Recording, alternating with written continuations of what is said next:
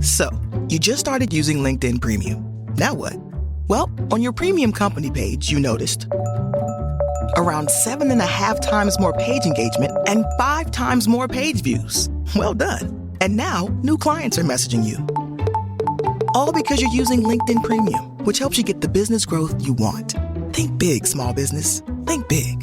Start your free trial at linkedin.com/premium small business. That's linkedin.com/premium small business. The First Lady of New York Radio, Joan Hamburg. Entertaining and informative. Talk Radio 77 WABC. Welcome to the Joan Hamburg Show. And I'm going to introduce you today to Jessica Vosk, who is a very good known actress who's going to do a wonderful concert at Carnegie Hall performing Get Happy, a Judy Garland centennial celebration. And that's on December 12th. And Garland, who I read would have been 100 this year, made her Carnegie Hall debut after nearly 4 decades in her career. And when you look into Carnegie Hall history, this is a major, major part of it.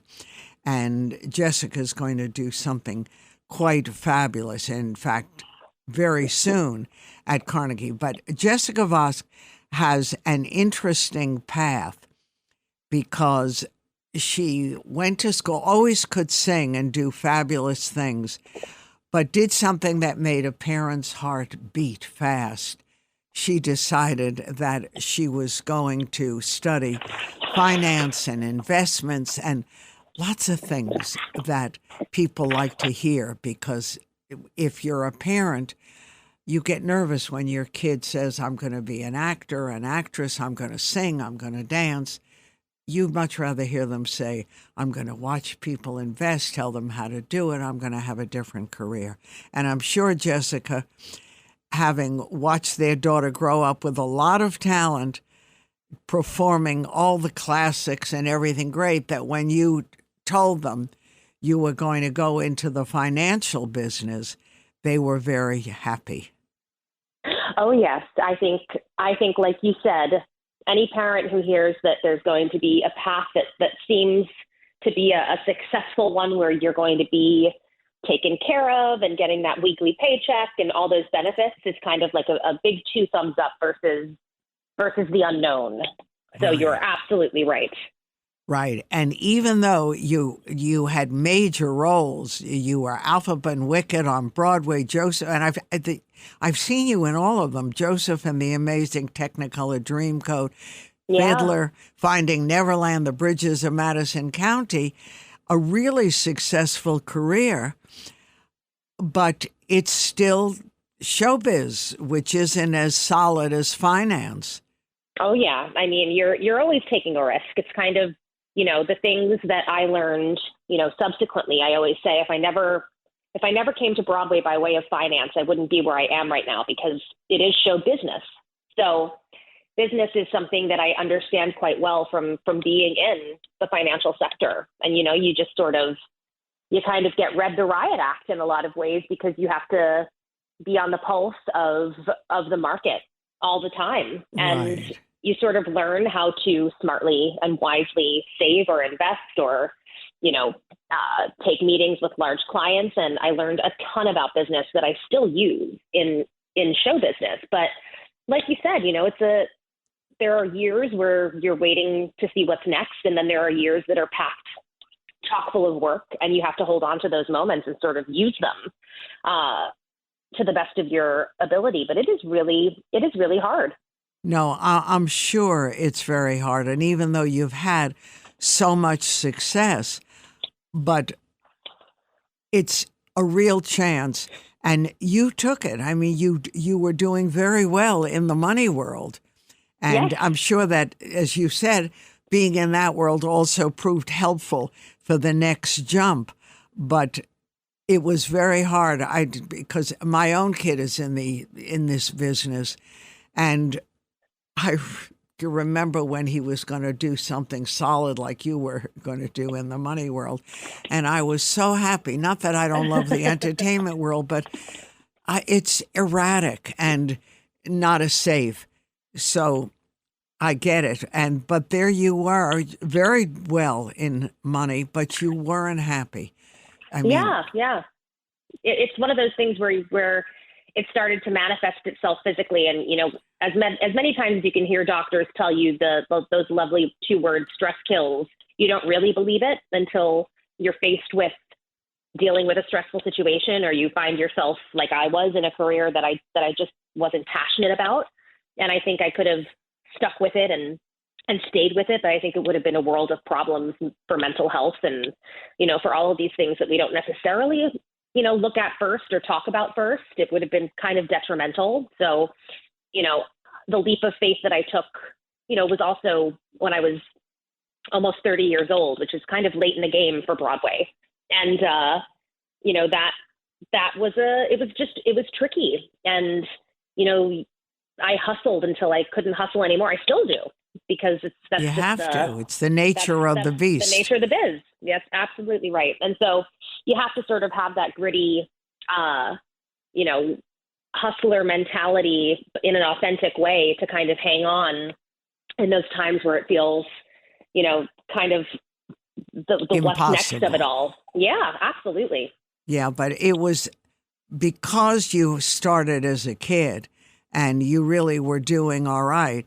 When you went into the money world, which you actually studied in school, you said, I killed the creative parts of me. I left it behind, the practice, the singing, everything was gone. And then you started getting panic attacks. Oh, yeah. I mean, I think sometimes and I can only speak from experience, when I decided to not sing anymore, I didn't see any shows. I wouldn't go to any concerts. I wouldn't open up my creative brain to see the things that people were doing because I wanted to do them myself. And I think it was a subconscious way of me kind of stuffing everything as far down as possible to not have to come to grips with the fact that I wasn't doing the thing that I loved the most. And I think that's why physically I started to have anxiety and I started to get panic attacks, and I had no idea what they were. And it was, at a time when I kept thriving in the corporate world and getting promoted and, new assignments and traveling. And it just, all of that still meant more anxiety. So that's kind of when the red flag went up, the SOS in my own brain, when I knew I had to do something about it. So I'm just curious, the money business, which you were doing incredibly well, how long did you stay in that, or how long was it before you left and went into your passion? I actually went into that job in a finance firm in Midtown Manhattan. I started that job before I even graduated college. So I remember having to take off work on a Friday to go walk in my graduation ceremony out in New Jersey, to go do that and then head back to the office. Oh. And I was at that job for about 3 years. And then we had that great market crash of 2008. Right. The real estate market took a tumble and all the big banks closed. And I took that as my opportunity to cleverly get laid off. So I could collect some unemployment and try and do what you loved. Do what I loved. And the firm was very kind to me. And I subsequently still did some, off-site work for them, because I'm a big believer in not burning any bridges. And, right. Still to this day, I've kept in touch with those colleagues, and they were a huge part of why I think I felt safe enough to leave and do what it is that I love. But with a lot of trepidation and a lot of, crossing of fingers and saying, oh God, I hope I didn't make the wrong decision. Right. And working so hard to get hooked up because you weren't doing that. And it took a couple of years or more after the money world, right? To make a Broadway debut, but you actually did in the Bridges of Madison County. And that had to be even harder than getting a money job, a financial job. Oh, it is probably the hardest thing. I always say, people say to me now, what's the thing that you wish that, people knew about your story the most? And I always say, I wish that they could have seen every morning at 6 a.m., waking up, not having an agent, going down to the equity building, and going to an audition, hoping that you'll get seen. 9 times out of 10, you don't get seen. And then there's that one time, where somebody happens to remember you, or they give you a phone call, and it's, it's luck. It's showing up, but it is also luck, and everything has to line up properly. And it was, I couldn't believe that it happened. Once that one door opens, it's your job to run through it to the best of your ability. And, and that's what I did. But you didn't give up either, which is, I've even have friends, families who are actors, and I've heard them at different stages say, well, I'm going to give this blank years and then I'm going. I'm not going to do it anymore, or, hang out and not get picked. So you chose a lot of complicated things, but you kept on going. Yeah, I sure did. I kind of thought to myself, if I knew what it was like to sit in a completely different career and be able to do something, even though it wasn't my passion and I did it well, I should at least give myself the opportunity to fall flat on my face and not give up for as long as possible, to see if I can do the thing that I've always wanted to do. I'm a big risk taker. I'm a big, take a chance on yourself, and it might not work out the way that you thought it would, but you will never regret taking a chance on yourself. And you didn't. And on December 12th, Jessica Vosk is going to come to Carnegie Hall. She had actually been there in the past and performed Get Happy, a Judy Garland centennial celebration. So tell me where Judy Garland came from in your head. Well, I like you said, I made my Carnegie Hall solo debut last year, and it was kind of beyond my wildest dreams, and we sold out Stern Hall, and it was this phenomenal moment. And then I was very lucky to be approached by a group called Fifth Season, who work with a group called Black Ink Productions, and they're very, very well-known team for bringing video clips to life with live orchestra. And they had not worked with a live performer before in this capacity. And they said, Judy Garland's centennial year is coming up, and we would love to put a production together of, from Judy's estate, these video clips of the Judy Garland show, but to have you honor and pay tribute to Judy by singing her songbook. So they picked you out. Yeah. It was a really fantastic call to get, to be honest with you, because, when you grow up, most people know Judy Garland from The Wizard of Oz, and most people have this view of Judy in that, ruby red slippers, that's how she has been remembered. But she led a really amazing, colorful, complex life, and we lost her far too soon. And her Carnegie Hall live show happened at age 39. I turned 39 this year, so it's these happenstances, I always think there's a reason for them. So it's kind of an amazing thing to be able to grace the stage and pay tribute to this woman whose work, I think, remains just as alive now as it did when she was still with us. Right. And then very few people lit the path for Garland. She did it herself, and that is a lonely experience. I think especially for women in this great business of show, there have been a lot of strides made, due in part to people like Judy Garland. She's one of these women who had her own show in a time where women like her didn't have their own show, and people didn't take chances or risks, and she did, and she was this enigma, to people watching her on screen and having, other guests of hers come on, or Frank Sinatra or Dean Martin or Tony Bennett, as these little walk-on parts, but she was the boss. And it was a really beautiful thing to see. I've learned so much in watching her life unfold. I mean, she started at the age of 3, which to me is just unheard of. It's unheard of. And what she went through in this business, probably a lot of her experience was gone through alone. And I'm sure it was very lonely. And to pay tribute to a woman like her who is responsible for why it is that I'm able to walk through the doors I am walking through right now, and to be able to, to try and take my career by the reins, like a boss lady, like she was, is Right. something that I don't take for granted. And I know, I've now seen through her body of work and rehearsing this piece, the things that she must have gone through to Right, get to where because she got. Judy Garland had a lot of dark sides, but Yes. it still didn't stop her. And you found something in spite of the demons that kept her Yeah. going. Yeah. And I think, a lot of times I think it's hard to express how difficult someone's life could be without trying to seem, like you're poo-pooing the life of someone. But in reality, I think the dark moments are also just as important as the brightest moments. And I think, I know that I have been through a lot in my life to get me to where I am today. And I think a lot of people relate to Judy Garland because of those dark moments.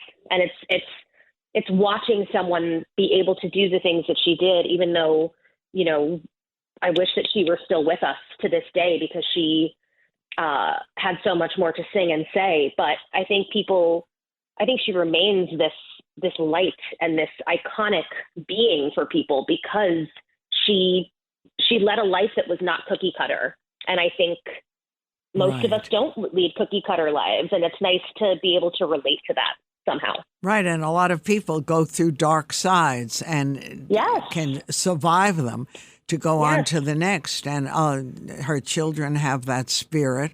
Liza, forges ahead. Absolutely. Absolutely. I think there's it's nice to know that you're not alone, despite going through some really, really tough moments, that there is life on the other side if you can hold on. Right. You have to be able to hold on, and you'll be able to see this Carnegie Hall Get Happy, a Judy Garland Centennial Celebration. It's with Jessica Vosk, of course, on Monday, December 12th. So are you all ready to go, or you're still in the heavy-duty rehearsal period? Oh, we are in heavy duty. Yeah, I in fact, after this call, I go into rehearsal for most of the night. And, but the great thing is that we're really tailoring this show to the fact that it is Carnegie Hall, and it is this hallowed ground where Judy was, where she was, and where she really made people kind of light up and feel like they were in her living room. And I think that is something to be savored. And I think it was a triumph for her. And I want to be able to pay tribute to her in a really beautiful way where it's like coming home to Carnegie Hall. So right. I'm so excited. Well, we're excited for you. And when you think that Judy Garland, because as you pointed out, she was 3 when she started. So by the time she got to Carnegie Hall, she had been working for almost 40 years. Hard to believe. Incredible. It's an incredible testament to somebody's tenacity in a business that can chew you up and spit you out at any moment. It's really incredible. What a fierce woman. Well, and Jessica is right at home up there on the Carnegie stage. And Jessica Vosk, who has traveled all over with her show and her solo show, this is definitely something that you're going to want to see. And what's better than Carnegie Hall? It always makes me feel, I know so many things have changed in this city. And especially in the entertainment world. When I was coming of age, you would go to all these different clubs and even the hotels had things. There was music everywhere and acts. And then we went through a lot of changes. So when we can have events like this, it's something very special. And it's a celebration of one of the greats And she deserves that celebration. So good for you. Oh, you're absolutely right. Thank you so much. Thank you, honey, for joining us. And I look forward to talking to you again, Jessica Vosk. Make sure Monday, December 12th at 8 o'clock, you want to get your tickets. Carnegie Hall, Get Happy. And it's the Judy Garland Centennial Celebration. Take care of yourself. We'll talk again. So much. Bye-bye. I'm Joan Hamburg, and you're listening to WABC.